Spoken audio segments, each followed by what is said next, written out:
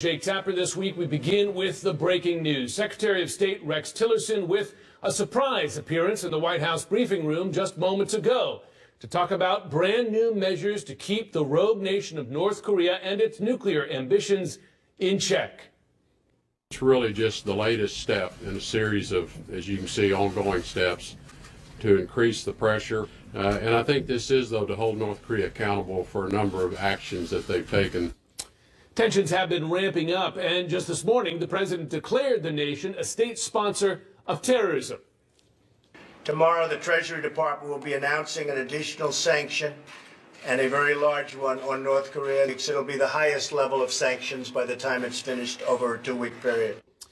Tillerson insisted that the United States is not running out of diplomatic options and that sanctions are already having an impact on North Korea. Joining me now is retired Rear Admiral John Kirby, as is CNN's Barbara Starr at the Pentagon. Admiral Kirby, if I could begin with you. Tillerson, in that press conference there, called these moves, in his words, very symbolic. He says they will have limited practical effects. You spent a lot of time in the State Department. Tell me what those effects are. Well, the limited practical effects he's talking about, or at least what I think they hope it will have, is an effort to encourage and maybe induce other nations, our allies, partners, and other nations in the region to increase their level of pressure on North Korea, particularly the Chinese. Financial pressure, because, of course, China has actual trade with significant trade, and this is a way to squeeze them further to stop that trade. I think that's what they're really trying to go for. Now, look, I mean, the sanctions on North Korea are already so severe that any sanctions that would come on top of this by labeling them as a state sponsor are likely to be minimal at best. So you're not going to feel a practical effect in Pyongyang on this, but it will have potentially a chance to help galvanize and sort of continue this momentum of international pressure. Okay. Barbara, Secretary of State Tillerson, he said that the U.S. is not running out of diplomatic options. And this is a message we've heard from him consistently, even when the U.S. has taken various military moves to kind of assure the world that diplomacy is still on track here. But what are actually the additional options in the diplomatic space that there still are for the president? Well, let me underscore what John Kirby is saying. What you're looking at, whether you call them economic or diplomatic, essentially the non-combat options. And what experts will tell you is one of the things they're watching so closely right now, that the U.S. intelligence community is watching, believe it or not, is North Korean fuel supplies. Winter is coming. They are beginning to see, we are told, shortages of fuel, shortages of gasoline, some petrol stations that should be open, closed. And this can be the kind of diplomatic pressure, economic pressure that can be applied against North Korea. They've got to harvest their winter crops at some point. They need fuel. They need trucks to move all of that around to feed their people. So Kim may be feeling that kind of pressure. And it's coming to a large extent through China. So again, the diplomatic pressure that the White House hopes will work is to pressure China, and winter fuel may be the lever to try and accomplish that. And we heard Secretary Tillerson list some other countries that are no longer trading with North Korea. He said Malaysia, Singapore, Sudan, Philippines. So they're feeling that pressure. Here's how he described how it's working. I think it is having an effect. Is this the reason we haven't had a provocative act in 60 days? I don't want to suggest to you that I could say, but we're hopeful this period will continue. Admiral, you look at that. Should the U.S. read any, I don't know if hope is the right word, but confidence? If you've had a couple of months here without a provocative missile launch, for instance, over Japan, I mean, you had quite a hot period there for a few weeks. Do you see anything positive in North Korea's behavior? I do. I think you got to be careful reading too much into it. You know, Kim Jong-un can be rather unpredictable, so let's not, get too optimistic or Pollyannish here. But it is notable that there hasn't been much in terms of provocative behavior in the last couple of months. It's notable that the senior envoy from the party went to Pyongyang, and they advertised it, and that is a big deal. So we don't know what was discussed, but the fact that he was able to go and have those meetings also significant. And look, if you had told me a year ago, Jim, that China would cut off natural gas to the north, and that would reduce by a couple of billion barrels their oil exports, and that they would stop importing seafood from Pyongyang, I'd have laughed at you. So I think the administration does deserve some credit for the ability to move China in the right direction. But again,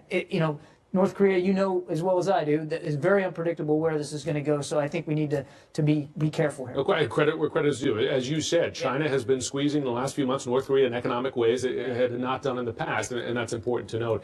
Barbara, another story that's attracted a lot of attention, a top U.S. general, John Hyten, who leads Strategic Command, said that he would push back if President Trump made an illegal order for a preemptive strike on the North Korean regime. Quite a remarkable comment to hear from the man in charge as head of Strategic Command of carrying out nuclear strikes. Well, Jim, there's so much unpredictability with Kim Jong-un, potential unpredictability with President Trump, that the military is very much paying attention to this, and the top commander for nuclear weapons assuring Americans about American launch procedures for nuclear weapons.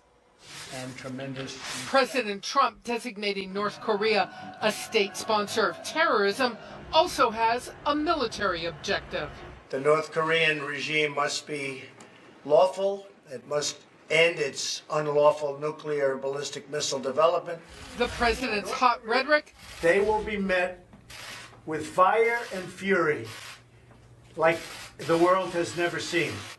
About North Korea's weapons causing deep worry by some, he might suddenly order a nuclear weapons launch.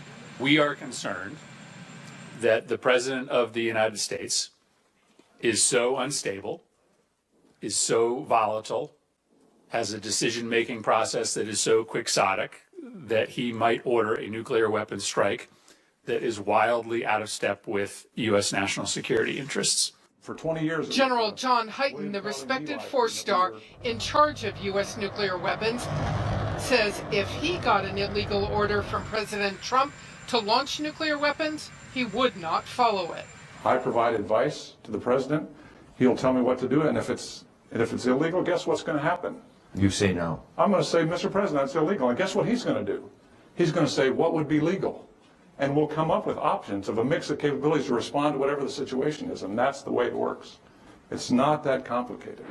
The weapon must be proportional to the threat, especially because nuclear weapons can kill tens of thousands of people. I think the general's remarks were very forceful, they were very plain spoken, and they were very blunt, and frankly, they were also very refreshing. It's very important, I think, for the American public to understand the types of safeguards, the types of security measures we put around our nuclear arsenal and our nuclear strike capability. Commanders continue to say the obligation is on them to not obey an illegal order. It might surprise you if I told you I have been in situations in combat where we have had to take orders that were given to us and go back to our commanders and said, hey, the lawyers say this might not be legal to do these things. All of this taking on added urgency because the latest assessment from both the U.S. intelligence community and the South Koreans is that North Korea could have the capability to launch a working intercontinental ballistic missile with a warhead as soon as 2018, and that is just a few weeks away.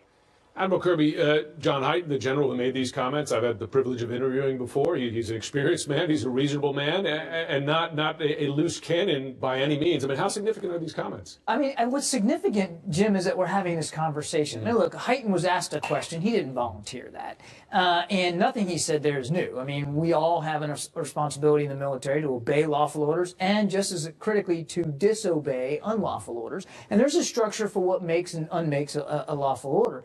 Of course, but what is really remarkable is that in this day and age, we are now having congressional hearings about the fitness of the commander-in-chief to make these kinds of decisions because the authority rests with him. That, to me, seems much more remarkable than the fact that a four-star general had to, answer a question by stating the obvious.